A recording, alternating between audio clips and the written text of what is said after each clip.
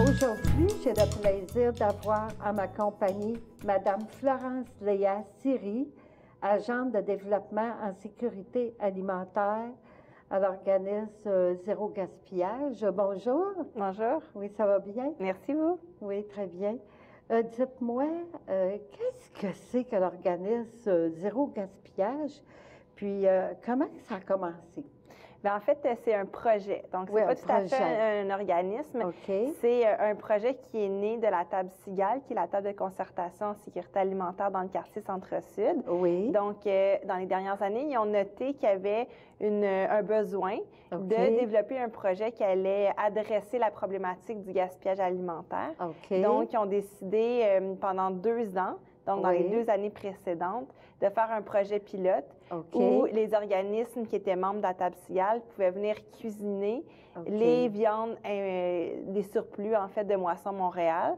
Puis ils pouvaient ensuite à la fois avoir des connaissances, un petit cours de cuisine zéro gaspillage, puis cuisiner pour la collectivité.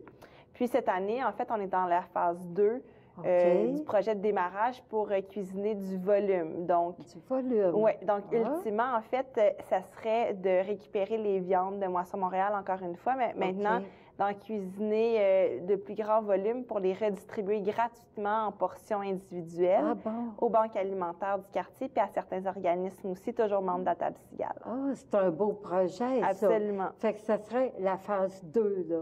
Là, en ce moment, on vient de rentrer dans la phase 2. On est encore en démarrage de ce projet-là, mais par contre, on est déjà actifs. Là. Les usagers de la Banque alimentaire d'Info Alimentaire, ben ils sont déjà nos bénéficiaires. Oui. Puis, ça avait commencé, ça fait combien d'années au début, là, le projet? Le projet pilote, où c'était plus des cours de cuisine avec participation. C'était dans les 2 années précédentes, mais depuis avril 2018, donc cette année, ben, on a repris le projet avec une optique de volume. Donc, ça fait depuis cet été qu'on est en mesure de cuisiner et de faire la distribution alimentaire. Mais c'est un super beau projet, c'est beau. Puis, je me disais, les cours de cuisine qui ont été donnés, les ateliers, c'est où que ça se fait ordinairement? Bien, les années précédentes, c'était au Carrefour Saint-Eusèbe où le projet avait lieu. Par contre, cette année, on est en train éventuellement de repenser à des ateliers, mais c'est pas la priorité. La priorité, c'est vraiment la distribution alimentaire. Par contre, on a besoin de bénévoles. Donc, les gens qui vont venir participer à titre de bénévoles, ils vont pouvoir bénéficier de cette connaissance-là. Donc, Jennifer, qui est ma collègue, qui est la cuisinière, et moi, on va les former pour qu'ils deviennent aussi des ambassadeurs zéro gaspillage du quartier. Donc, ils vont avoir des connaissances. Puis, ben, on ne sera pas les seuls à connaître ces petits miracles-là. Donc, on va pouvoir leur repartager, puis ils vont pouvoir en parler autour d'eux. OK. Puis, comme ça, il y a plusieurs organismes qui font partie de la table Cigale. Hein? Exact, c'est ça. Qui est, ça, c'est pour la sécurité alimentaire. Hein? Exact. Ça. Il y a bien des choses qu'on ne sait pas vraiment, hein, qu'on vient mélanger. Puis, à qui ça profite, ces services-là? Puis, les défis que vous vivez actuellement, là, comment ça fonctionne? Bien, en fait, ça profite aux gens qui vont dans les banques alimentaires s'approvisionner. Mais ça leur profite d'autant plus qu'ils reçoivent une portion protéinée gratuitement. Donc, plus on va grossir, plus les autres organismes du quartier qui œuvrent en sécurité alimentaire vont pouvoir en bénéficier parce qu'on va faire suffisamment de volume pour pouvoir leur en envoyer à eux aussi. Donc, si des gens vont, par exemple, chez Émilie, bien, éventuellement, ils vont pouvoir recevoir un souper un soir, donc ils vont avoir plus de temps avec l'intervenante, tandis que nous, on va avoir fait le souper. Puis Christelle, par exemple, pourra passer plus de temps avec eux. Donc, tout le monde va finir par y gagner au change, là, parce que la nourriture, non seulement elle est bonne, mais en plus, elle permet de gagner du temps à tout le monde. À tout le monde. Ouais. Puis, même nous, quand on cuisine, c'est que c'est sûr que des fois, si on en fait en grosse quantité, il y a des restes. Puis, à un moment donné, les restes dans le frigidaire, bien, on finit par en perdre. Avez-vous des trucs pour justement qu'on ne perde pas de nourriture pour éviter, parce que je pense qu'on a tout besoin d'informations là-dessus, d'avoir des ateliers là-dessus. Avez-vous des trucs à nous donner? Bien oui, absolument. En fait, il faut vous demander à quoi ça ressemble. Donc, si par exemple, vous avez fait un ragoût, un ragoût peut ressembler à une soupe aussi.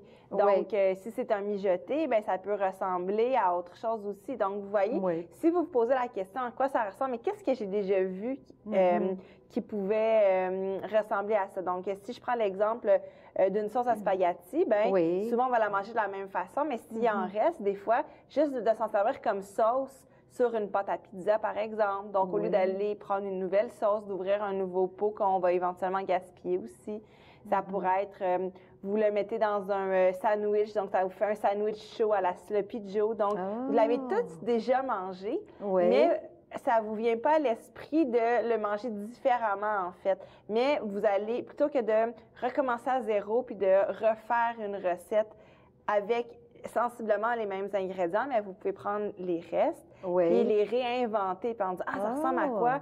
Mais peut-être que je peux l'essayer dans mon pain burger cette semaine. Est-ce que je vais aimer ça? Au pire, vous n'aimerez pas ça, vous ne le referez plus, puis vous allez avoir appris quelque chose en tant que cuisinier. Donc, il ne faut pas avoir peur de risquer, en fait, parce que tant qu'à le gaspiller, aussi bien de prendre un risque. Oui, c'est ça. Puis, quand on s'approvisionne dans les banques alimentaires, ça arrive qu'on peut se faire donner de la viande pour... puis des fois, ça se conserve un peu moins longtemps. Y a-t-il des trucs? Bon, on va cuisiner cette viande-là, mais pour...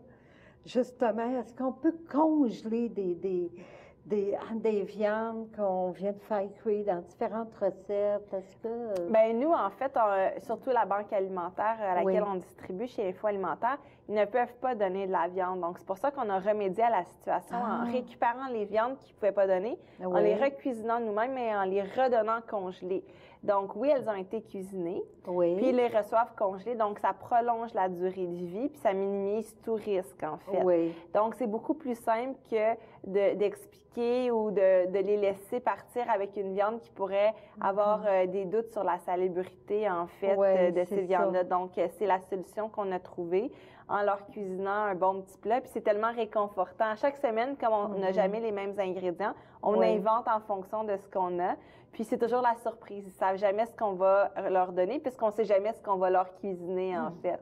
Mais comme on a fait une micro-gestion, puis un tri, puis on s'est vraiment assuré que tout ce qu'on leur donnait était de la meilleure qualité possible. Donc, ils peuvent compter sur la qualité de la nourriture qu'ils reçoivent, puis il n'y a pas de risque d'éventuellement gaspiller. Oui, c'est bon à savoir. Puis, c'est quoi les prochains défis là, qui attendent votre organisme? Parce que là, vous rentrez dans la phase 2. Puis, est-ce que vous êtes beaucoup d'employés? Comment ça fonctionne? Bien, les prochains défis, en fait, ça va être justement de grossir l'équipe avec des bénévoles qui vont vouloir s'impliquer avec nous. Nous, pour l'instant, on est 2. Donc, il y a moi qui fais le développement et il y a ma collègue Jennifer qui, elle, est à la cuisine. Par contre, toute seule, plus on a de demandes, bien, pas capable à une seule personne de fournir à la demande. Donc, on va devoir recruter des bénévoles, des gens qui vont vouloir venir passer quelques heures avec nous pour être capable d'aider Jennifer en cuisine. Donc, de répondre aux besoins d'assistants cuisiniers. Donc, ça va être autant de faire la coupe, l'emballage, goûteur aussi. Des fois, on aime bien avoir l'opinion des gens. C'est ça. Puis, on va chercher à recruter des gens. C'est notre principal défi. Oui. Est-ce que vous prévoyez donner des ateliers aussi d'information, justement, pour les gens comme moi, que des fois, on se demande par rapport à la nourriture? Est-ce que... Bien, éventuellement, ça serait une de nos pistes. Pour l'instant, on est beaucoup en train de développer la distribution, mais ça fait plusieurs personnes qui nous demandent de développer des ateliers pour être capable de peaufiner les connaissances pour que les gens, bien, ils viennent à moins gaspiller à la maison. C'était aussi un grand besoin qu'on a remarqué. Oui, puis c'est vrai, parce qu'on sait que le panier d'épicerie coûte de plus en plus cher. Fait qu'on a intérêt justement à trouver des trucs, cuisiner maison aussi, hein, c'est ça, pour une meilleure alimentation. Puis, vous, pour vous joindre, vos locaux sont où pour... Nous, on cuisine de la cuisine du comité social. Donc, on y travaille en après-midi. après qu'ils aient terminé leur production. Oui. Puis, si jamais vous étiez intéressé ou les gens à la maison étaient intéressés à devenir bénévoles, ils pourront me rejoindre. Oui. Donc, je peux vous donner mon numéro de téléphone. Bien sûr. Donc, c'est le 438 521 9376. D'accord. Donc, si jamais ils veulent devenir bénévoles, ils pourront m'appeler, puis moi, je pourrai leur présenter le projet en détail.